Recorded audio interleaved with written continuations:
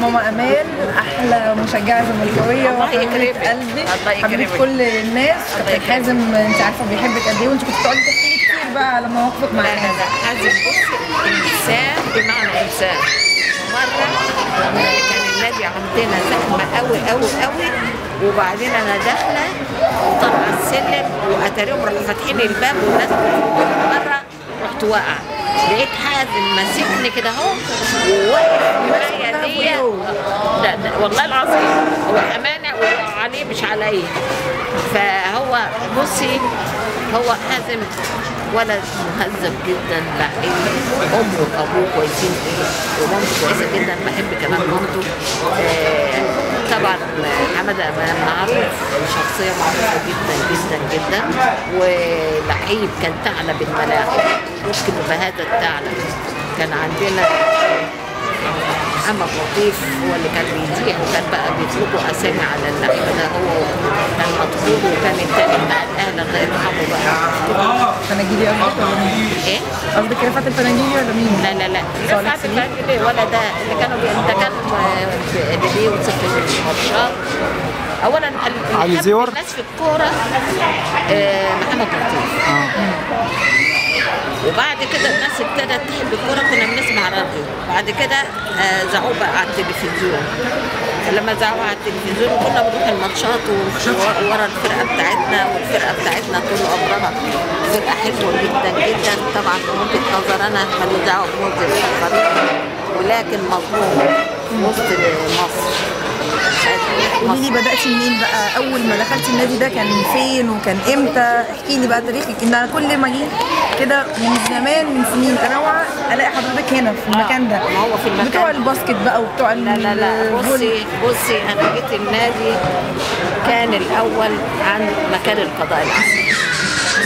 بعد القضاء العالي نقلوه وحطوه هنا اهو مكان مدينة الملاهي، وكانت ترسانة واحنا قدام بعض برضه، يعني جابوا حطوا الترسانة قدام، رجعوا ادونا الأرض دي وحطونا احنا والترسانة.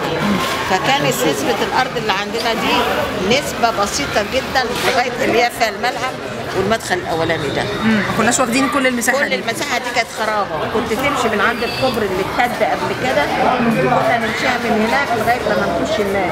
بالليل كانت الدنيا ضلمه وكانت الدنيا مش. هو كانش في مواصلات بقى ولا حاجه؟ لا في، بس ما بتمشيش ما ترضاش تدخل التاكسيات. انت قلتي لي قبل كده ما ترضاش تدخل ولا حاجه. انا كان في خرابات. ايه حسن عامر في عهد اخوه، دي بقى النقطه مهمه. حسن عامر في عهد اخوه لما كان وزير الحربيه، وهو كان ماسك المصنع بتاع الحربي،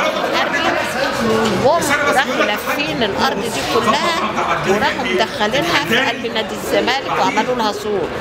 جيت الاوقاف قالت الارض دي ملكي، فجاء حسن حلمي قال لهم نشتري، فقالوا لهم تدفعوا مبلغ مش عارفه كام. خرج طه اسمه ايه ده الله يرحمه، اسمه ايه هنا اهو، حنفي بسطان راح من ناحيه، الصباحي راح من ناحيه، وجمعوا الفلوس وحطوها قدام الترابيزه عند الاوقاف، وراحوا عاملين عقد ابتدائي بان المبلغ اتدفع، ورحنا عاملين الجمع اللي هناك ده اهو، اللي هو الشاذليه ده، اللي خدته الشاذليه لان النادي ما قدرش يكمله، والشاذليه خدته كملته. دي حاجات بقى ايه تاريخ ده التاريخ. بصي لا غير كده بقى ايه، ان هو لما دخلوا دي ابتدت الاوقاف ناس تتلاعب. فجيت ايه كانوا كل سنه يدفعوا مبلغ.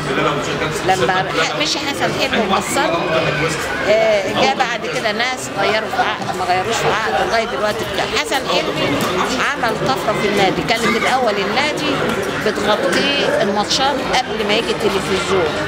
بعد ما ابتدى التلفزيون ابتدى الناس تقعد على التلفزيون، اتاثرت بالايه بالفلوس، ما بقاش في دخل، ما بقاش في الجماهير بتيجي على الماتشات. فراح فكر تفكير عشان يوقف النادي ده وعمله، فعمل البوتيكات اللي بره دي.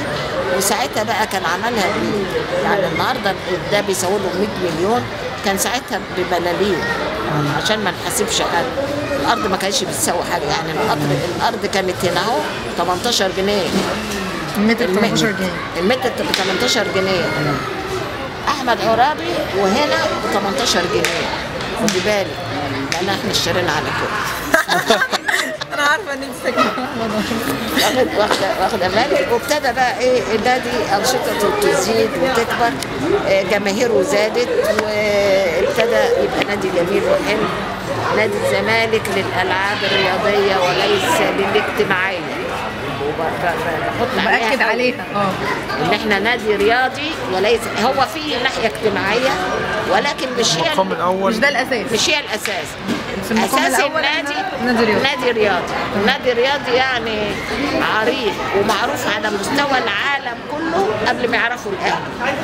يعني في الخارج يعرفوا الزمالك اكتر من الاهلي. انا في افريقيا، انا قابلت ناس في افريقيا، في واحد نيجيري فبيقول لي الزمالك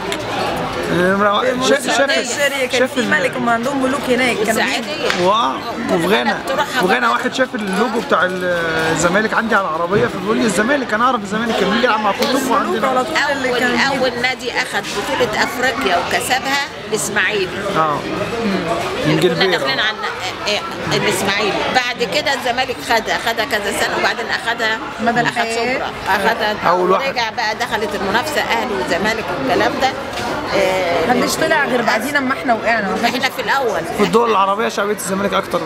ايه؟ في الدول العربيه احنا شعبيتنا اكتر عالميا. بص انا يعني شايفه انا الزمالك مهضوم حقه من الدوله، من الاعلام، مش من الدوله بس، على مستوى العصور. من يعني مش دلوقتي بس. يعني احنا مظلومين. وبعدين علشان الاهلي كان اللي عمل الاهلي طلعت حرب واللي عملوا علشان خاطر ايه يعملوا نادي مصري ويلعب ويبقى هو النادي المصري، فمعظم الناس كانت تشجعه عشان هو المصري. نادي الزمالك كان مختلط، كان لنادي الاجانب ومصريين. لما جت الثوره وكده خلوها نادي مصري بس كانوا بس نادي الزمالك قبل النادي الاهلي اتحولت ادارته كلها للمصريين. يعني الاهلي كان قبل الزمالك في نشأته، لكن كاداره بعد الحرب بعد 57 وكده بقت كلها مصر وسموها نادي الزمالك. وكان المختلط ورجعوا يسموه فاروق. بعد فاروق وتسمى باسم فاروق عشان حيدر باشا كان اليوران بتاع الملك فاروق. هو الملك فاروق كان بيجي يحضر الماتشات وكان بيحب نادي. لا كان كاس عشان كان اسمه كاس فاروق. كاس مصر اللي هو كاس فاروق. اللي ياخده بيقعد في المنصه وهو اللي بيسلمه. والملك فاروق زي كاس الملك في اسبانيا كده. اللي بيعبروا ايه؟ بيعبروا الماتش. زي ابو هيف والناس دي. واحد تاني دمياطي قبل ابو هيف كان في واحد من دمياط هو اللي عبر الماتش. وانا برضو ايه يعني السن برضو ربنا يديك ان انا بقى يعني بحاول افتكر. بس انتي بقى على مر العصور بلاقي كل بقى استاذ ممدوح عباس، كابتن حازم، كابتن حماد، كل الناس دي صحابك وحبايبك. بصي احلى ناس، احسن رئيس نادي جه وطور النادي وعمل فيه كل حاجه حسن عامر. حسن عامر كان مسنود باخوه. رضا اخوه مات فقط لما اتشال. بان بقى خلاص خلينا في اللي احنا فيه. لا بس هو حسن حلمي اللي جم بعد كده جاء ابو الفتوح عمل طفره. ما عادش كتير ابو الفتوح، سنتين.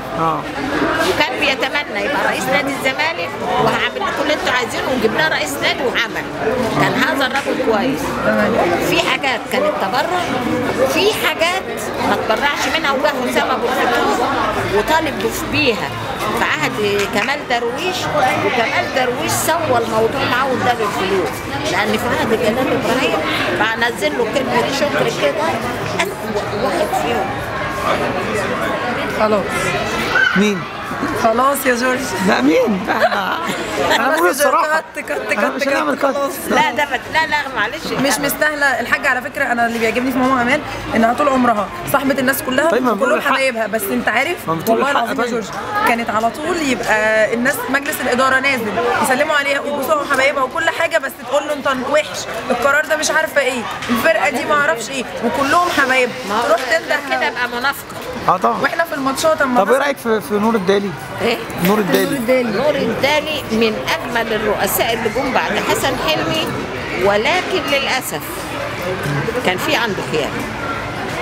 حد يعني من المجلس بتاعه؟ ولا هو في حاجه عنده هو؟ لما مات حسن ابو الفتوح كان اللي ماسك النائب او وكيل النادي على طول حسن حلمي لغايه النادي دي كان انا مش عايزاه مش عايزين بدون ذكر اسماء.